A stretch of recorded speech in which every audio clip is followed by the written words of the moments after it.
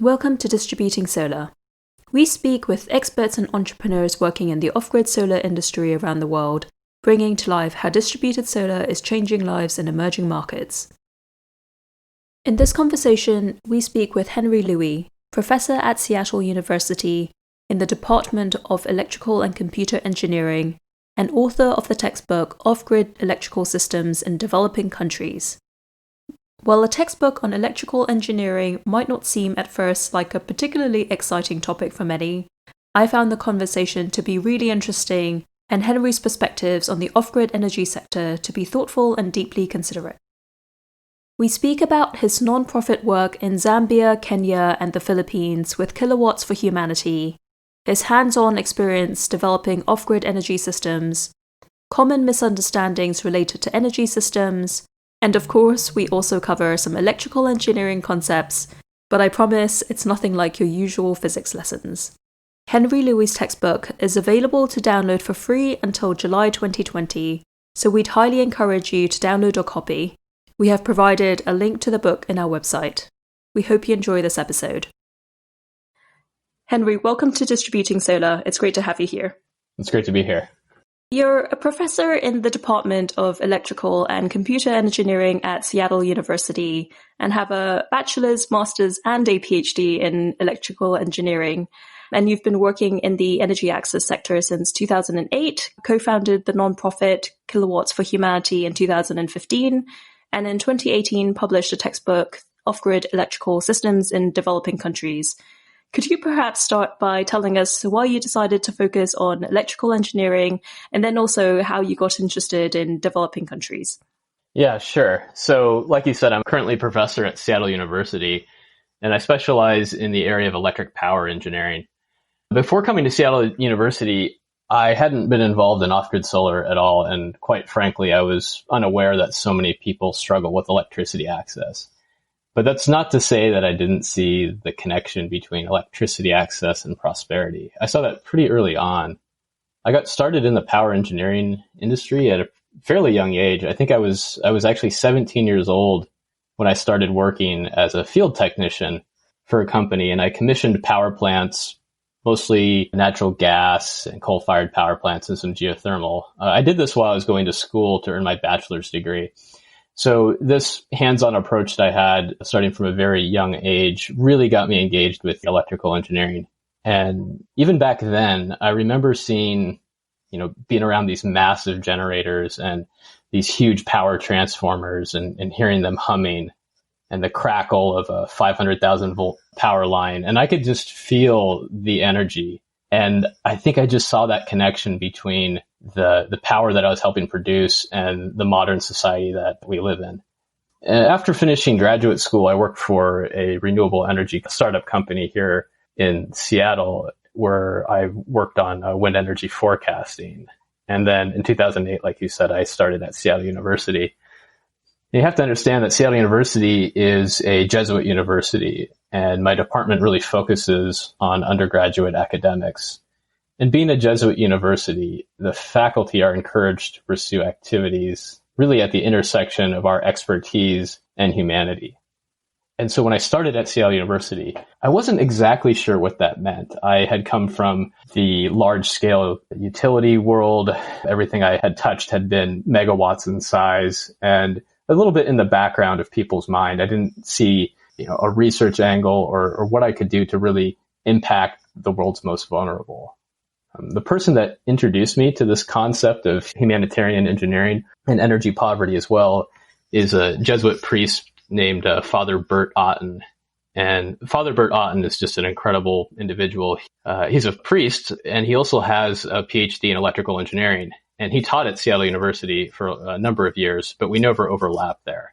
He now lives in Zambia. He's been there for quite some time now. And he's been doing what I would call appropriate technology projects for decades. And so I had the opportunity to spend some time with him in Zambia. And through that, seeing firsthand the challenges that energy poverty brings, it really clicked. It clicked. I thought, this is a way that I could take my background in power engineering and apply it in a way that really helps the world's most underserved people. So I started working on what I would call like novelty student projects with Father Otten and some students at my university, like developing hand crank generators to charge cell phones from scavenged materials, that sort of thing. But over time, each project that we did was larger and more complex. And these weren't so much novelty projects, but these were projects that are actually starting to impact people's lives. We started using wind turbines and then solar.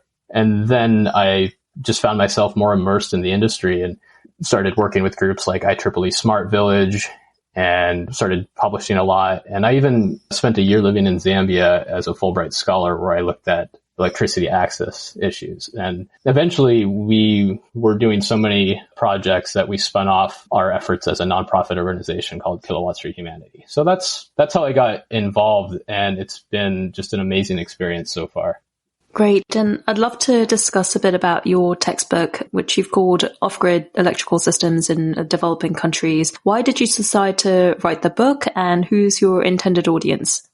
I think I wrote the book for 3 reasons. First, I felt a book like that really needed to be written. So if you look around, you'll find a few books on off-grid electricity access. Some subset of those are going to actually be technical in nature, but most of those are going to be case studies. There's no textbooks. There's no book that serves as an entry point into the field that starts with the basics. And I felt that that was a problem, and there was a void that needed to be filled. I mean, when I started in the field of off-grid systems, I already had a PhD in electrical engineering. So I had a solid foundation of many of the technical elements, but really not their application in developing countries or really rural settings. So let me give you an example. If you think of a device like an inverter, it's a device that converts DC to AC in an electrical system. So they're usually covered in textbooks on power electronics. But what I realized is that you might make very different design decisions if you're going to use an inverter in someone's garage or in an industrial facility than in an off-grid system. For example, most off-grid systems are not in temperature-controlled environments. And so you might find that you would design that inverter differently or use it differently if you knew it was going to be in an off-grid situation. But that really was omitted from most of the textbooks that are really written for Western audiences and very mature economies. In developing countries, it's also very common to find square wave or modified sine wave inverters, but textbooks don't cover that. So I found myself, despite having a really solid technical background, it wasn't in the context that I was really interested in. And so there was a gap there. And it was also challenging jumping from source to source, white papers, reports, standards, to see the complete picture of how you might implement off-grid systems. And so there was just a lot of gaps, and I felt this was really a substantial barrier to the industry. So I saw a need for there to be like a single book that would pull all these different aspects together, these technical aspects together, how solar panels work and wind turbines work and batteries, inverters, charge controllers, putting them all into one place with a single narrative using consistent terminology, and then written explicitly for the developing world context. So that's the first reason why I wrote it. The second reason is that if you look at projections for how many off-grid systems are needed to end energy poverty, it's a staggering number. We're talking about hundreds of thousands of mini grids alone. And so even if we had the capital and a favorable regulatory environment, do we really have a workforce that's ready to do this? Are our engineers prepared? Are our entrepreneurs prepared? And so I felt like a textbook would be one way that I could really contribute to the industry. And then lastly, if there's anything that I love more than learning, it's teaching. And just writing a textbook, anybody that writes a textbook will tell you, it is very challenging and you learn so much in that writing process. And I really, really enjoyed the experience. Is it catered towards the students you're working with at university, or are you really looking to have engineers or maybe students in emerging markets to be using the textbook? Yeah, when I started writing the book, I definitely had students in mind. That is to say, students in their 3rd or 4th year of their undergraduate education, or maybe some graduate students even. So if you look at the book, you'll see that it has many elements that you would expect to see in any textbook. So there's worked out problems, exercises, lots of equations, figures, images, that sort of thing. I also devote a few chapters early on into describing the greater context of energy poverty. And I actually do teach a class using the book, and I find that this topic resonates really well with students. I think students are always eager to see how what they are learning can really be applied in the real world. And I think the idea that what they are learning can be used to solve a global problem is really inspiring to them. But I also wanted the book to be a resource for practitioners. I think very few people in the industry have any formal training in off-grid system design and implementation, at least from the technical engineering side. So the book has a very practical bent to it. For example, I spend time talking about how to interpret specifications sheets of batteries and solar panels, a lot of the terminology that manufacturers use. And I also include a lot of best practices. So I do get a lot of feedback from people in the industry saying they found the book useful as a reference. And you don't need to be an engineer for the book to be of value to you, but it certainly helps if you're not afraid of the technical details in it. And you've mentioned already that very few people working in the sector currently have formal training in either electrical engineering or these systems in particular. What do you typically find their training has been? How do people typically learn to put together energy systems? Is it all on-the-job practical training, learning by testing and from other engineers who are already working in this sector? Or is there also a group of people that are coming out of university with some understanding about electrical systems and then applying it to their work? Yeah, I think it's a little bit of all of the above. And it also depends on when someone would answer that question. So 10 or 15 years ago, it seemed that it was all on-the-job training. That's how more or less I learned a lot of the companies that we worked with early on. It was clear that they were still learning as they were going. I think nowadays it's maybe a little bit easier. There's some graduate programs that pay more attention to this, but I still think it's quite limited. I think that there's only a handful of universities, particularly at the undergraduate level, that have courses on how to design off-grid systems in the developing world context. I think many of them use my textbooks, so I have a sense of who they are and where they're located, but it's not a core part of the curriculum yet. And I think that's a shame because students are extremely interested in the topic, and you're teaching a lot of the same engineering principles that you would teach in, any other engineering course. It's just for an application that I think is often overlooked, but excites students tremendously. And is that typically in emerging markets, or do you mean students in the US or Europe? All over. And I think it is especially useful for students in emerging markets, right? Because they're going to get it and they're going to see the application of it. They'll have the opportunity. They don't need to get on a plane to go somewhere else to see the challenges in off-grid living. And really, that's the type of person that I hope this book would resonate with, the type of person that I would hope would pick up the book and it would give them enough information to get started to go work for a company or start their own company that can work to provide off-grid electricity access. And you've mentioned already that you teach a class that is focused on off-grid energy access and electrical systems. How well does your academic work in Seattle interact with the work that you're doing in developing countries as well? Do you have a lot of opportunities to go between countries, to go to sub-Saharan Africa, for instance, to work on projects there? Or is it primarily on a remote basis or through teaching programs and so on?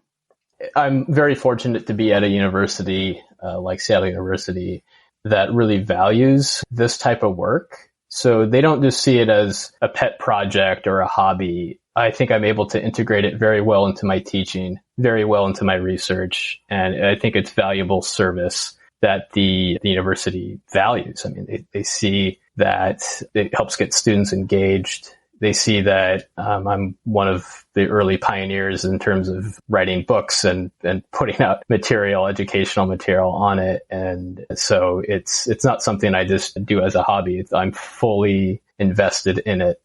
You provide some trainings to organizations that are working in the space as well. Can you tell us more about these trainings that you provide to organizations working in off-grid solar or off-grid energy? What is the focus of the training? What do you cover? How does the training work? And maybe just give us some details about the types of trainings you've provided. So I've spoken about off-grid systems all over the world, and it's often associated with a conference. So I'll do a half-day or full-day tutorial. Sometimes it could be a seminar at a university or a guest lecture or for a professional association. I do a lot of those every year. Last year, I even teamed up with an organization called Engineering for Change and gave a 6-part webinar series based on the book. And I've actually even spoken with school groups as young as middle school. But regardless of the group, I try to cover 3 general things. First, I introduce the context of energy poverty. Second, I cover some technical aspects. Now, obviously, the depth varies based upon the audience, but topics might include how solar cells work, the electrochemistry of batteries, how to estimate the load of users, the resources that power the wind turbines or the PV arrays, the mini-grid life cycle and design aspects. So we can get pretty deep in the technical meat of it if the audience has a technical background. And lastly, I really like to share experiences that I've had and experiences that my colleagues have had in actually doing these systems, what to do and what not to do. And then sometimes I co-present with experts on economics or the social implications of off-grid systems. So I do this a lot, and I love doing it. And if people are interested, I have a bunch of material on my website that people can access for free. And if you're interested in having me talk to your group, please reach out to me and we can see if we can work something out. Around the case studies and the examples of projects that you've worked on, within the book, you provide an overview of a number of electricity generation options. And I think typically when people talk about the off-grid energy space, they often think about solar. But as you note in your book, there are other technologies associated with the space, from solar to hydro, wind, biomass. Can you tell us a bit about what are the factors to consider when you're choosing the generation source, and how have you seen this dealt with in practice? Sure. So selecting the generation source is perhaps the most important technical decision that gets made in an off-grid system. And my advice would be that you shouldn't let your background or obsession with one type of generation source dictate what you use. In other words, just because you have a background in wind doesn't mean you should by default use wind. So the saying is that if you have a hammer, everything looks like a nail. So you really shouldn't be doing that. To select the source that you're going to use, you would first consider the quality and availability of the underlying resource. So PV, for example, solar, for example, you need to know the average irradiance, the strength of the sunlight, and how that varies over the year. And this is really easy to do nowadays with so many solar databases that are out there and online tools. My group, we use Homer, and you just put in the latitude and longitude and you get a very reliable data set for that particular location. So solar, I think, is the easiest, and that's one reason why you see it used so much, is it's quite easy to get the data on the solar resource. Now, wind is probably the most tricky, and I think that's partly due to the fact that there is a high sensitivity between wind speed and the power in the wind. It's actually a cubic relationship. So if the true wind speed is half of what you thought it would be, the power in that wind is actually an eighth of what you thought it was going to be. And so that's a huge swing. And so mistakes are really costly. And the wind resource varies locally very quickly. So what I mean by that is it might be windy, really windy in one place, and then 50 meters away, it might not be suitable at all. And so you can't really use a wind resource map online to know if a particular location has an adequate wind resource. And so it's really difficult to do the siting of your wind turbine. So what you really need to do then is to set up a tall meteorological tower, 10 or 20 meters tall, for example, and then measure the wind speed. And because wind speed can vary throughout the year, you really should measure it for a year, for example. And that's a huge barrier to using wind. Now, obviously, there's going to be a few locations where you know it is a strong resource and maybe you don't need to do that. But having to set up a Met tower and record the data for a long period of time to see if it's windy is usually prohibitive for any organization that wants to implement a lot of off-grid systems. So even something like a genset, the fuel for a diesel or a petrol genset, that availability needs to be considered as well. Let's say you plan on using a genset. Well, you need to ask yourself, how easy is it to get the fuel to that site? Is it possible to do that during the rainy season? Where can you store the fuel? Can it be stored safely? You would also ask yourself, does this country have fuel shortages that occur? How volatile is the pricing and so forth? whatever resource you are thinking about, you really need to consider the quality and availability of it. And then once you understand that, then you start looking at other factors like the capital and operating costs. You might rule some things in or some things out based upon how much it's going to cost to do. Other considerations would be the lifespan of the components. Is this something that you want to maintain and possibly replace every few years, like a genset? Or do you need something that will last 10 years plus, like a solar panel? And do you find that the companies that you work with are actively considering these technologies and thinking critically, I suppose, about which is the best technology to be used? Or are they constrained by other factors such as where can I get the parts and which technologies do I already know about and have heard about? Most of the companies that we work with and in the regions of sub-Saharan Africa that we're involved in, the real obvious choice is solar. We have a feel that this is probably going to win out. But if we were in a location, for example, that had a hydro resource, I think we would give that a hard look. Microhydro is an excellent type of generation if the water resource is there. But a barrier to microhydro, of course, is that whole system needs to be custom designed. You need to figure out how you're going to get the water from the stream all the way down to your turbine. And so it's a custom design job, as well as you might even need to have a custom-made turbine that's compatible with the water resource in your generator and all of that.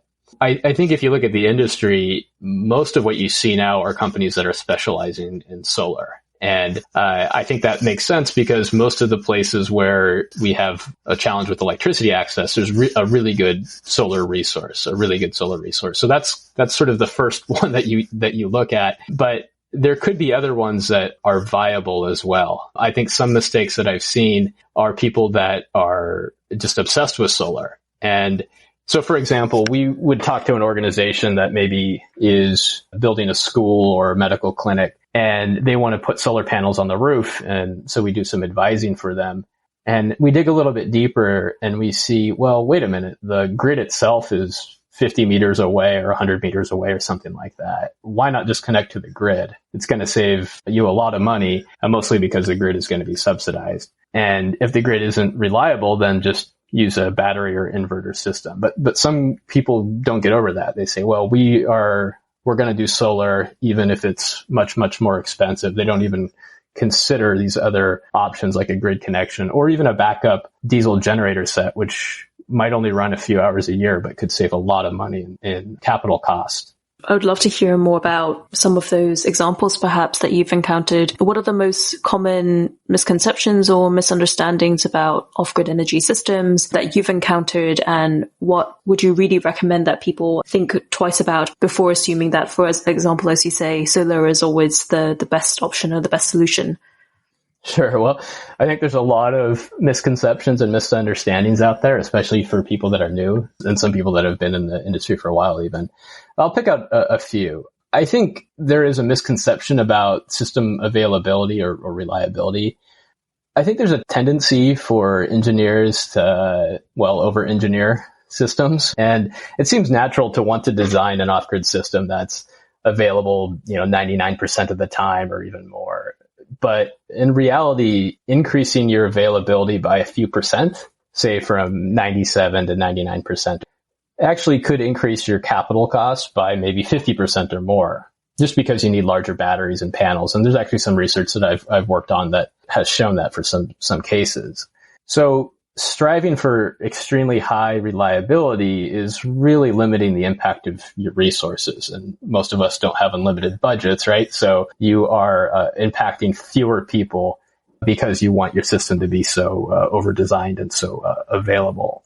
I think really understanding that trade-off between your upfront cost and the reliability of the system is important. And you should also be comfortable saying, well, it's okay if our system isn't available every hour of the day in the middle of the rainy season. It's okay. I think in most countries anyway, where electricity access is a problem, the grid is nowhere near 97% reliable. It could be far, far lower. So if you really are trying to have a broad impact, you need to understand these trade-offs. I think another misconception is over-relying on surveys to estimate the load of an off-grid system. Here's what I mean. Let's say that you're planning on implementing a mini grid. in order to properly design it, you need to have at least an estimate of the average daily load. So how much electricity are your customers or are your users going to use? A very natural approach is to survey these users. So more or less what you're trying to do is you're trying to estimate the electricity that they're going to use based upon the devices like the lights, the radios, the televisions that they plan on owning once they have electricity, and then how long each day they're going to use them.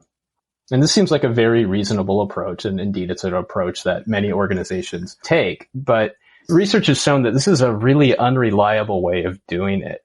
I've worked on studies that have shown when you use this method, the average error is often over 300%. I mean, and that's actually 300% sort of on average. So it's not like there's just one or two people that are really bad at estimating their consumption, but hundreds of percent higher. And so if you think about it, that means you're able to serve far fewer people with that same amount of money because your system is really over-designed.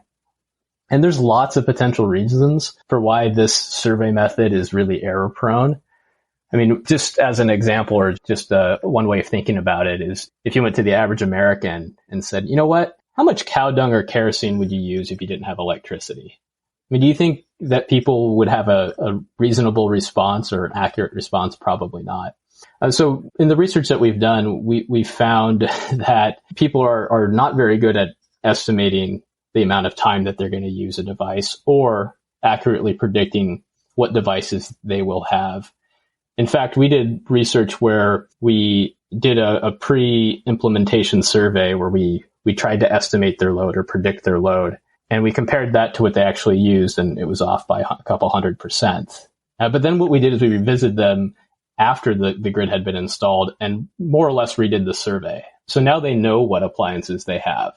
And they have some familiarity with electricity because they've been using it for the past year, for example.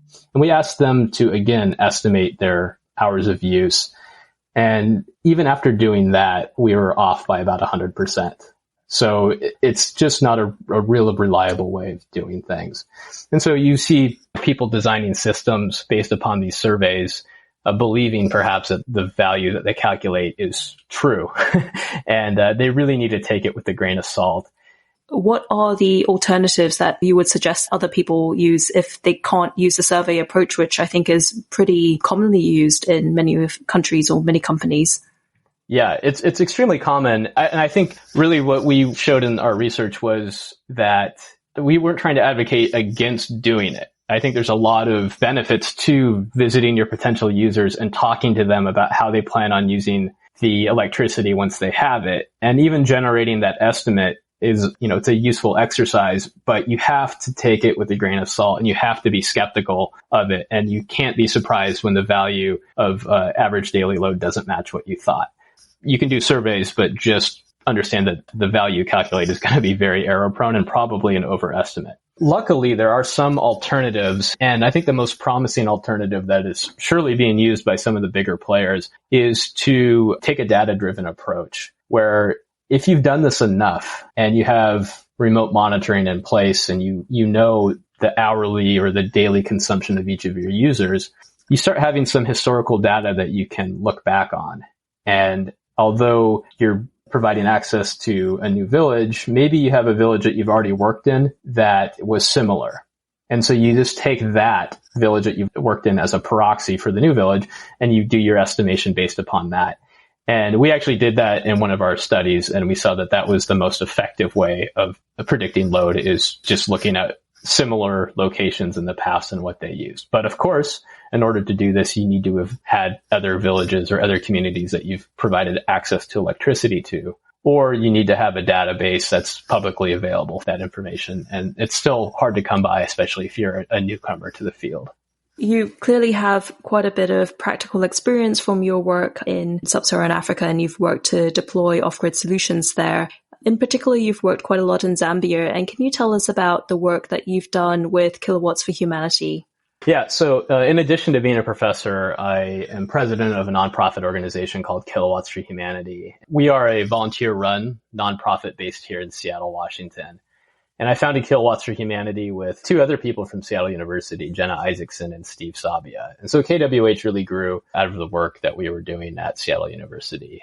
Now, before I get into describing what KiloWatts for Humanity does, I'd like to offer a few thoughts about why we decided to spin off KiloWatts for Humanity as a separate entity from a university, because this is one thing that I feel strongly about. I think that international development projects in at-risk communities are probably not appropriate for most universities to be doing. I think in most cases, the mission alignment is questionable. Universities exist to educate and to conduct research, and off-grid communities really deserve better than to be treated as sandboxes for intellectual curiosity or to serve as field trip destinations and photo ops for our students. I mean, universities know that these pictures and stories and opportunities for their students are good for PR and attract potential students, but that's really not what a project should be about. I think that most students who might be very dedicated to working on an off-grid system or a certain community while they're in school, it doesn't carry over after they have their diploma. So very few come back to sustain a project that they were working on as an undergraduate. And then all it takes is for funding to change or a faculty member to leave before that community no longer has that connection and they're completely cut off.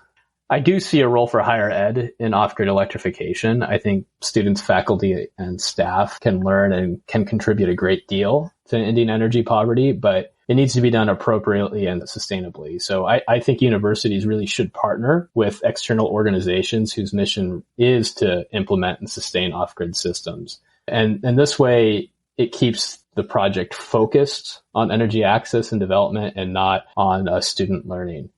And I think it comes down to a difference between a project mentality and a program mentality, whereas a nonprofit, they're going to run these programs. It's going to be something that is baked into their core business. And for the university, it's sort of a side gig that they are involved in.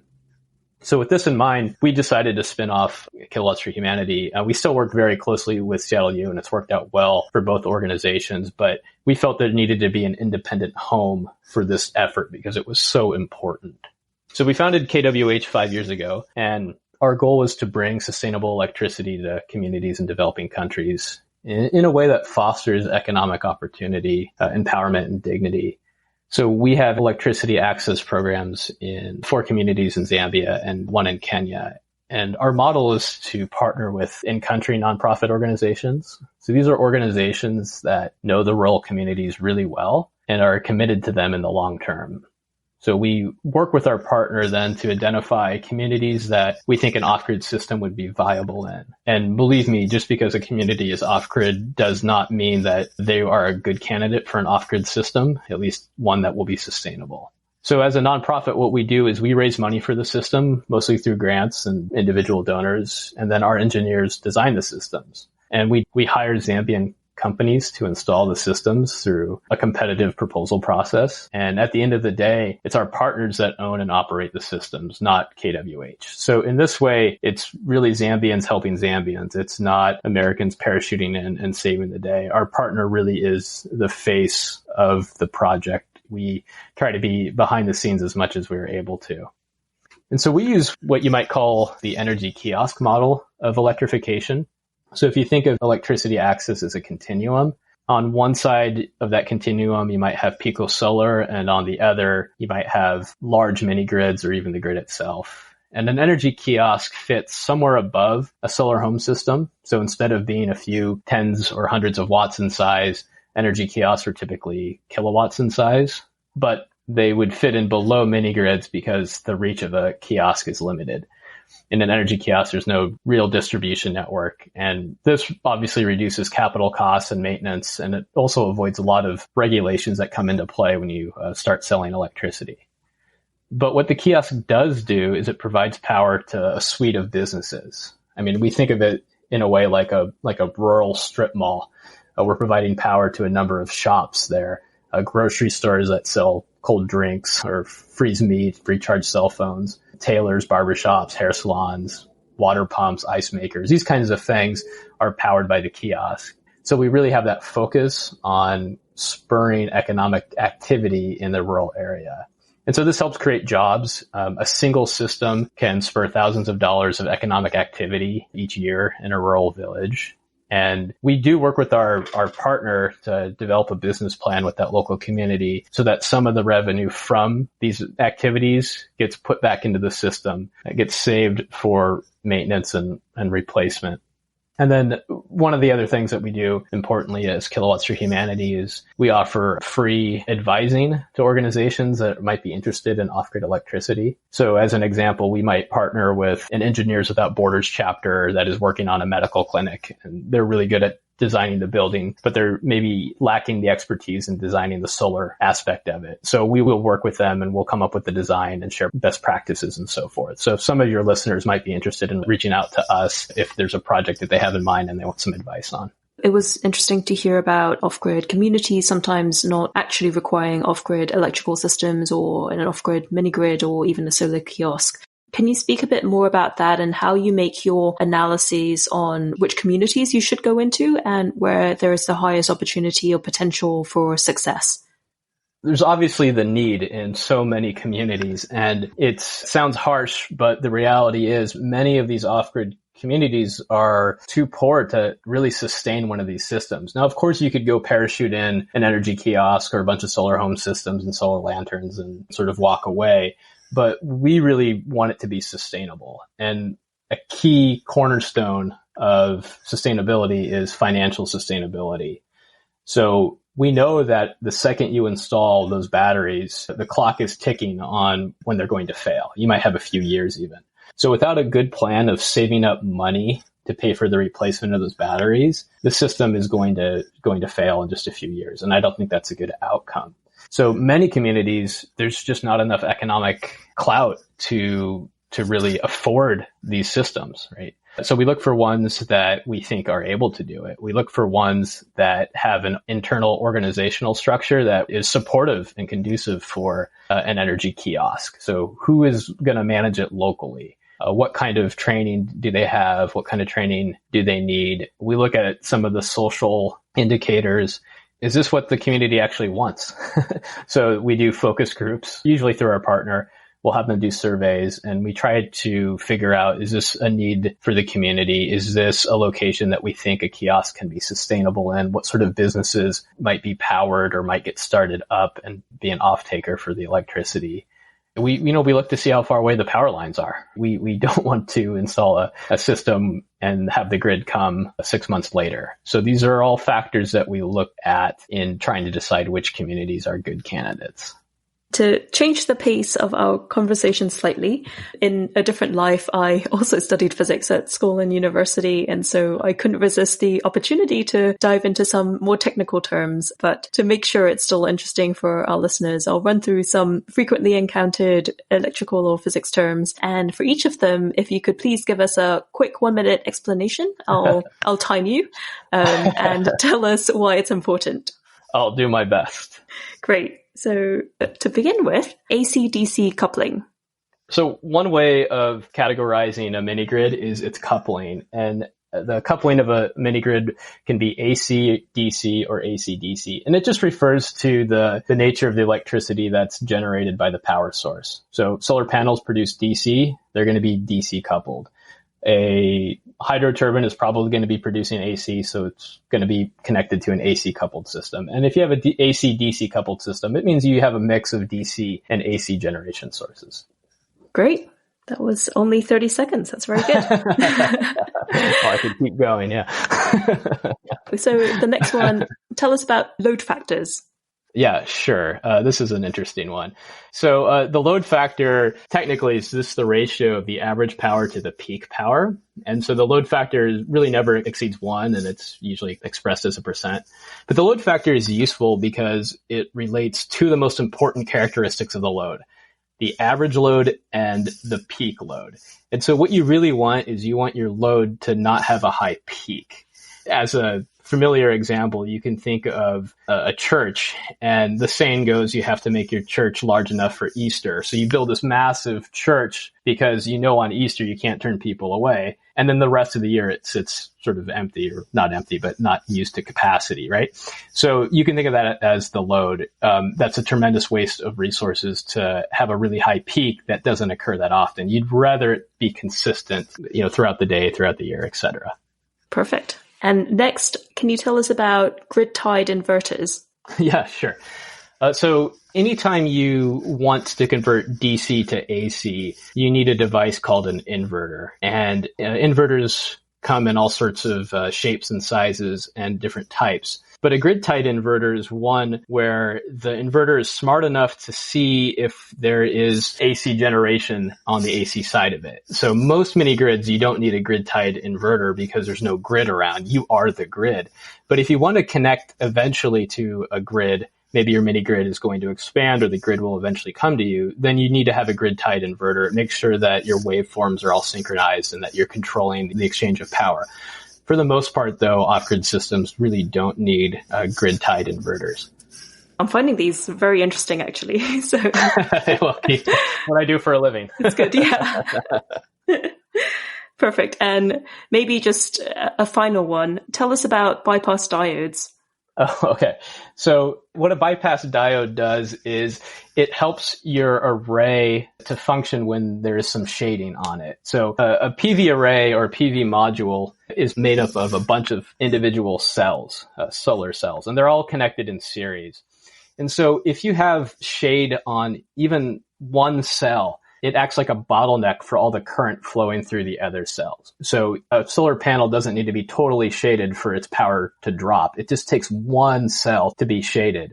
And so one way of overcoming that is you put in bypass diodes, which basically allows the current to get by that bottleneck. That's great. And I was going to ask you about single phase full bridge rectifiers, but we'll let your listeners look that one up in your textbook. We'll leave that as a teaser.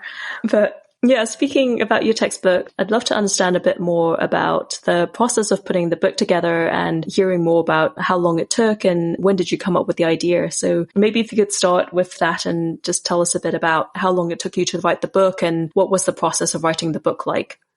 Yeah, I would think that it took about 3 years from when I started the book to when I finished writing it. I think I had the idea in my head when I first started in the industry and was sort of frustrated that there wasn't one of these books already written.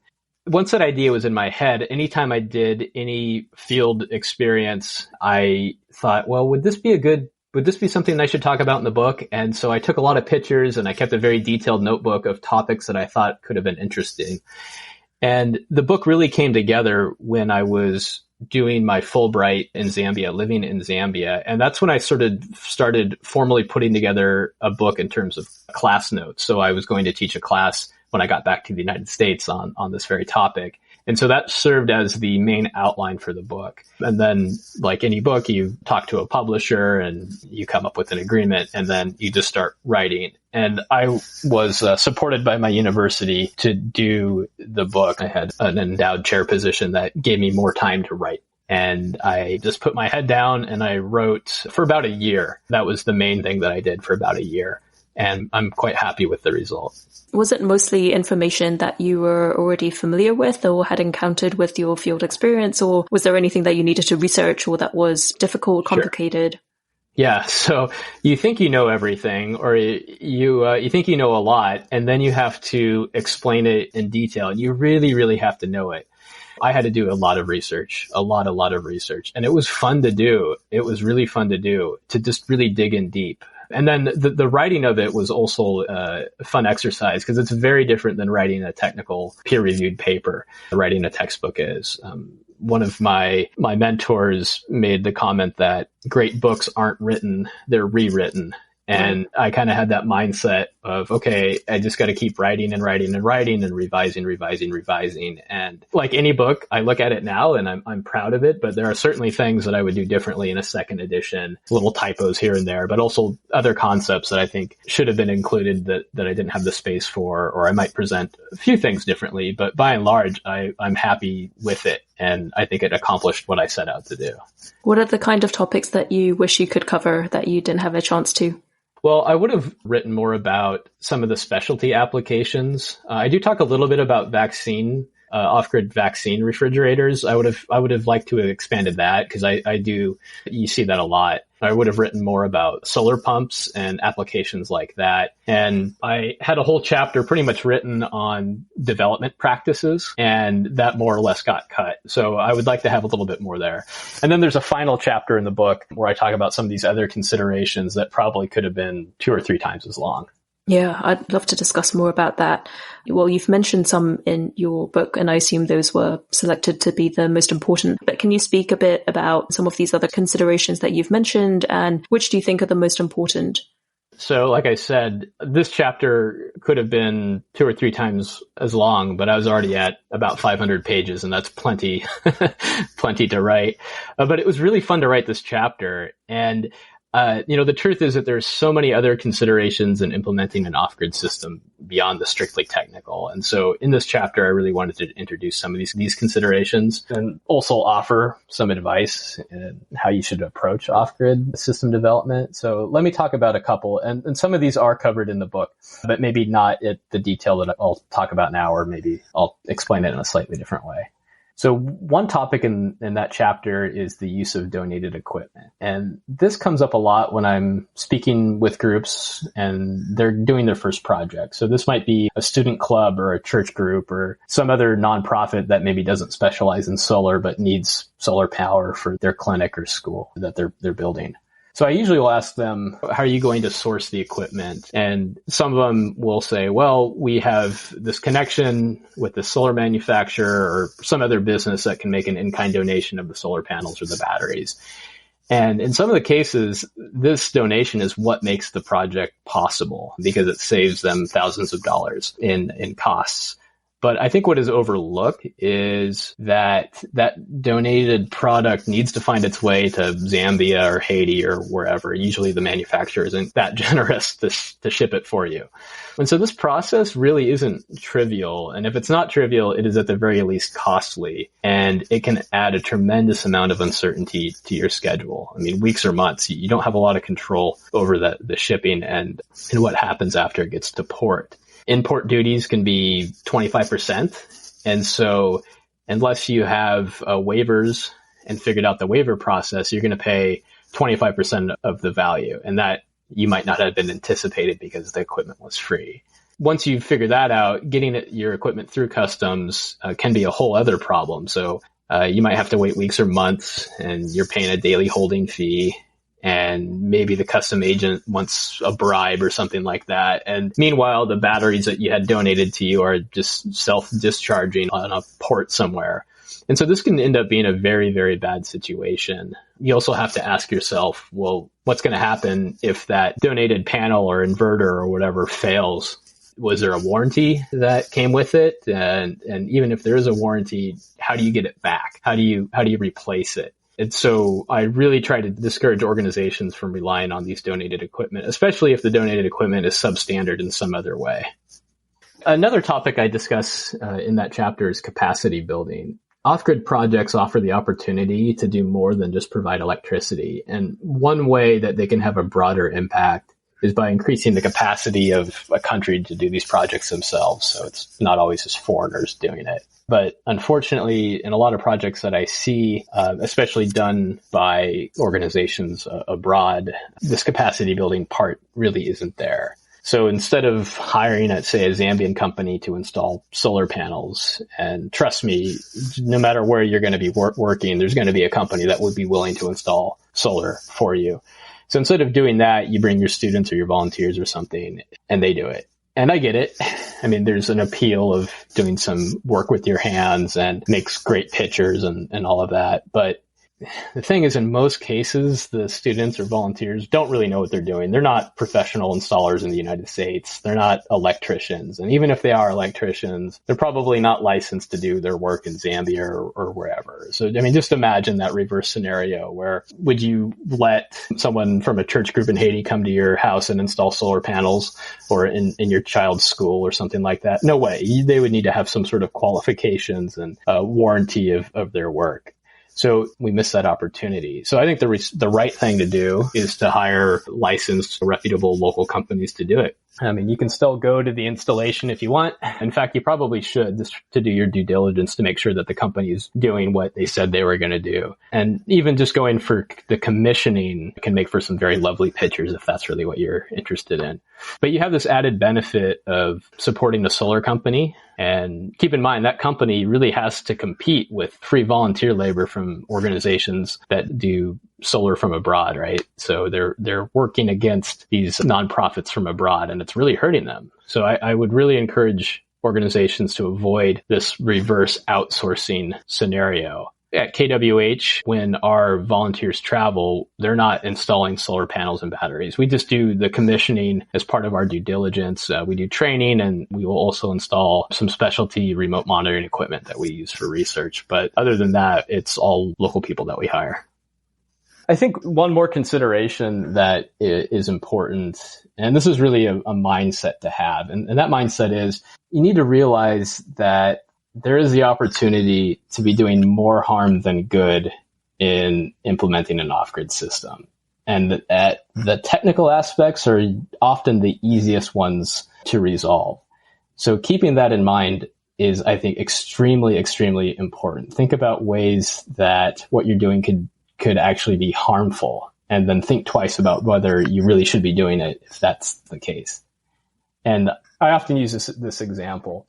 So whenever I travel abroad, it's always fun to take a camera or a phone and take pictures, especially of the kids, and show them on the screen what they look like. Because in many of these areas, they don't have mirrors at home or anything like that. And it's fun and everyone gets a good giggle, and it's a good way to interact with the people.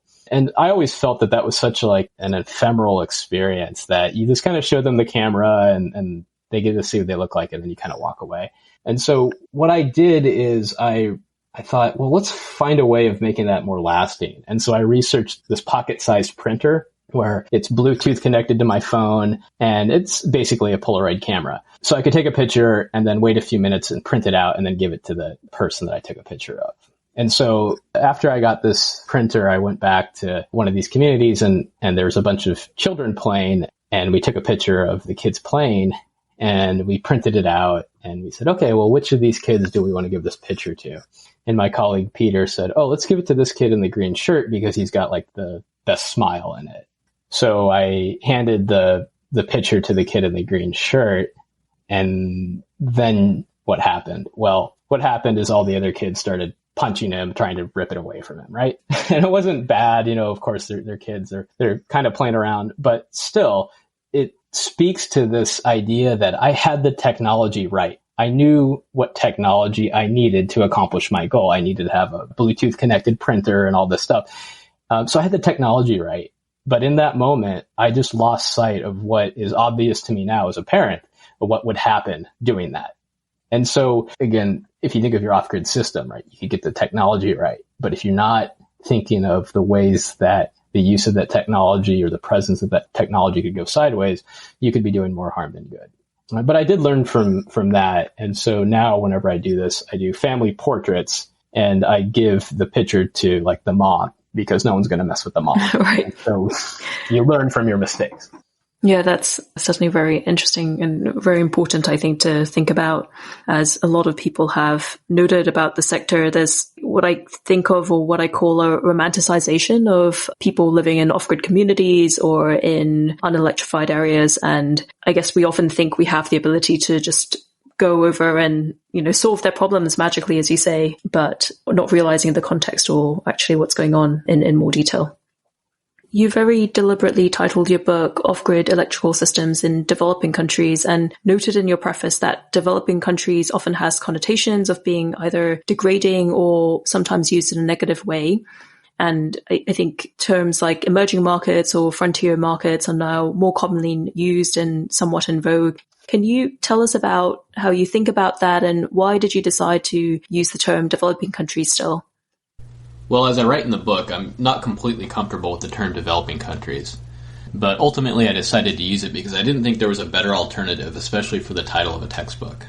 And I didn't use emerging market because countries like Mexico, China, and even Russia are usually considered emerging markets. But these countries also have very high electricity access rates. Frontier markets is perhaps a better term. Countries considered frontier markets generally also have low electrification rates, but I think that term in and of itself is less familiar. And I think more philosophically, when we use the word market, it tends to cast the families and communities and countries that struggle with electricity access in terms of like dollar signs and not people. And I honestly think that sends the wrong message. But of course, developing country has its own baggage. Some people think it's a derogatory term, but many others actually think of it as empowering because it shows opportunity and potential. And that's the side of the interpretation that I fall on, the more hopeful side. And of course, developing, I don't mean that to mean that a country has, an immature cultural or familial tradition. I also don't presume that the so-called developed countries are free from problems around equity and access to healthcare, education, and so on. And I guess lastly, I'll point out that developing countries is actually the term that is suggested to be used by the Associated Press Style Guide. And I think that just speaks to the fact that although there's not a strict definition of developing country, many people have a sense of what you're talking about. And I felt that that was appropriate to use for the title of the book. And finally, how can people get or access a copy of your book? Yeah, so it's part of Springer's initiative to contribute to easing the COVID-19 pandemic. They've made 500 textbooks available online, the digital versions. And so between now and at least July, my book is one of those 500. So anyone can access a free it's a full online copy of the book.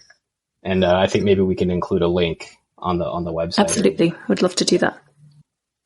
Great. So we'd love to close the conversation by asking you just some what we call quick fire questions, but really just to get a better understanding of you as a person and your background and some context behind, I guess, you.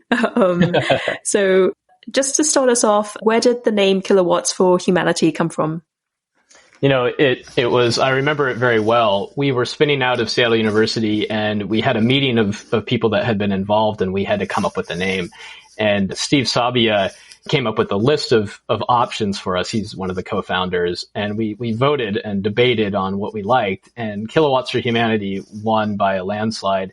To me, I really like how we use the acronym KWH because as an electrical engineer, that's kilowatt I like that hours. Too. Yeah, it's really clever. And I think the blank for humanity, people know that they're not surprised that we're a nonprofit and it kind of speaks to what we do. You get sort of a sense that, okay, maybe these are somehow, electricity related nonprofit. And that's what we are. In the simplest terms. So I love it. I really like it. That's great. And are there any books that you recommend to our listeners or books that have changed your thinking around the off-grid sector? Yeah, one of the first books that I read when I was getting involved in this was Out of Poverty by Paul Polak, who unfortunately passed away last year. But it's just an incredible book about his mindset when he was, designing and distributing treadle pumps throughout Asia. And, he's got this great quote that he says, and it's, if you don't understand the problem you set out to solve from your customer's perspective, if your product or service won't dramatically increase their income, and if you can't sell 100 million of them, then don't bother. And just that ambitious, we need to find solutions that are user-centric, that scale so rapidly. That should be our goal, and that should be our aim. And I think that's always really stuck with me is, let's see how we can make a big difference. And the other book that I've found really interesting is The Impact of Electricity, Development, Desires, and Dilemmas by Tanja. And this book looks at what happens to communities after electricity has come to them.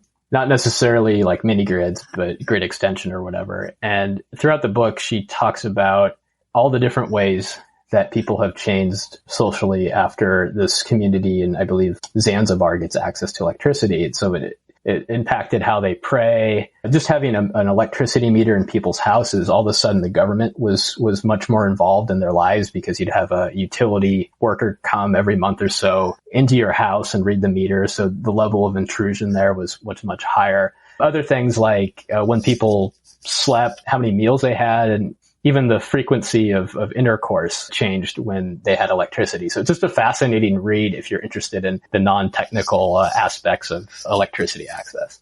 That sounds like a really fascinating book, actually. I'd love to read that. Great. So to close our conversation, what are your predictions for the off-grid solar sector for the next 5 years?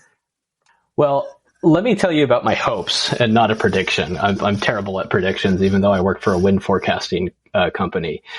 Here's my hopes. And I'm going to take more of a philosophical approach to all of this. So I'm not going to throw out numbers of people that have access or whatever. But I want to talk about some of the discussions that we should be having as a sector. And these actually come from sort of an ethical viewpoint, which maybe is related to my employment at a Jesuit university. So I think we need to be talking about e-waste more than we are right now. What's going to happen to these tens of millions or hundreds of millions of solar lanterns and solar home systems when they fail? What's our pathway for that realistically? Because if you spend a lot of time in a rural community, you'll see batteries just sort of discarded in the brush here and there. And it's not like they have a really good infrastructure for handling waste in general or e-waste in particular. So what's our plan as a sector for this? Where do we see it going? There's conversations that are surely happening right now, but I'd really like for it to be given more attention. Another issue that I think we need to be talking more about is the ethics of data collection. The solar home systems that have remote disconnect, pay as you go, we are collecting a tremendous amount of information from these customers. And I think we're going to be using them and already to some extent using them to generate credit profiles, which is going to unlock a lot of finance for these people. But do they really understand that we're collecting this information and going to be using it in that way? It gives me pause anyway, if you think about some of the tech companies that are having a pretty bad record of protecting data privacy, dipping their toe in this area. So I think we need to think about this from an ethical standpoint, and sort of related to that with remote disconnect. Let's just say that the utility here in Seattle has a tough time disconnecting anyone from electricity. And I think that's actually it's a fair regulation to have because people are so dependent on it. But with pay as you go and remote disconnect, I mean, it's just code in a program and it just disconnects people.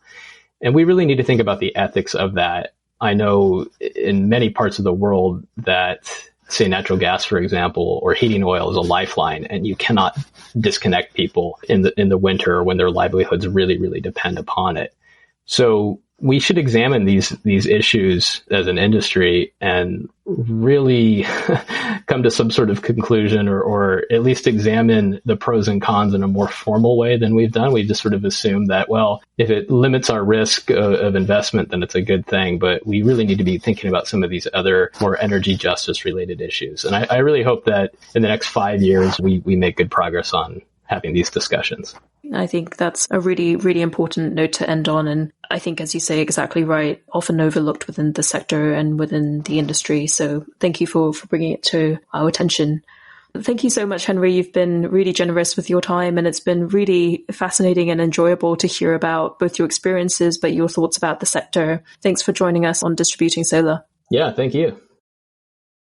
That was our conversation with Henry Louie, professor at Seattle University and co-founder of the not-for-profit KiloWatts for Humanity. As we mentioned, you can access a copy of his textbook, Off-Grid Electrical Systems in Developing Countries, from the Springer website. It's available via the link on our website for free until July 2020. If you have any questions or comments, please contact us at www.distributingsolar.com. We have notes from our podcast, useful resources, and contact details available. We look forward to hearing from you.